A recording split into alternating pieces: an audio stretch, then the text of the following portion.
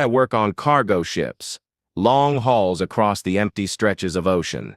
It's usually monotonous, the endless blue, the thrum of the engines, the routine. But this last trip was different. It started about 10 days out from port, somewhere in the Pacific. I was on a late watch.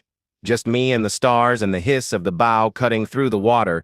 That's when I first saw it. A disturbance in the dark water off the port side, too large to be dolphins, too deliberate for a random wave. Then a plume of mist shot up, illuminated briefly by the deck lights. A wave, not unheard of, but this one was big, really big. And it was close. The next morning it was still there, keeping pace with us. A few of the other guys spotted it. Our bosun, a weathered old hand on the sea, squinted at it through his binoculars. "Humpback by the looks of it," he grunted. "Big fella? Lost his pod, maybe." But there was something off about it. It wasn't just its size, though it was easily one of the largest I'd ever seen, rivaling the length of some of our smaller tenders. It was its back. It was a road map of scars. Not just the usual nicks and scrapes you see from barnacles or minor tussles. These were huge, gouged-out marks, some pale and old, others a more recent, angry pink, long tearing slashes and circular crater-like depressions. It looked like it had been through a war, and it was alone. Whales, especially humpbacks, are often social. This one was a solitary giant, a scarred sentinel in the vast, empty ocean, and it was following us, not just swimming in the same general direction, but actively shadowing our ship. If we adjusted course, it adjusted too, maintaining its position a few hundred yards off our port side. This went on for the rest of the day.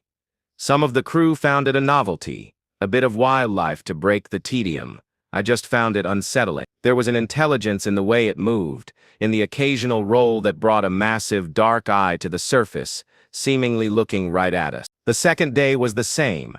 The whale was our constant companion. The novelty had worn off for most. Now it was just there, a silent, scarred presence.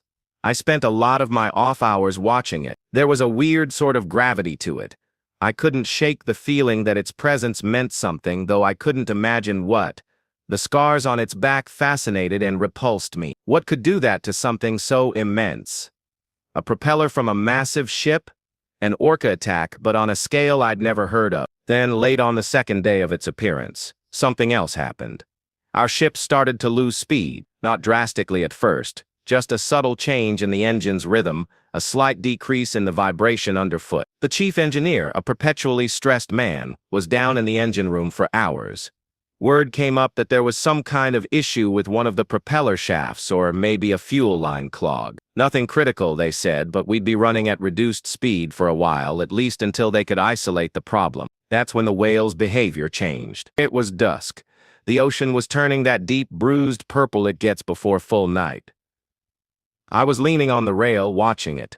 The ship was noticeably slower now, the wake less pronounced. Suddenly, the whale surged forward, closing the distance between us with alarming speed. It dove, then resurfaced right beside the hull, maybe 20 yards out. And then it hit us. The sound was like a muffled explosion, a deep, resonant thump that vibrated through the entire vessel. Metal groaned. I stumbled, grabbing the rail. On the bridge, I heard someone shout. The whale surfaced again, its scarred back glistening, and then with a deliberate, powerful thrust of its tail, it slammed its massive body into our hull again. This time, alarms started blaring. "What in the hell?" someone yelled from the deck below.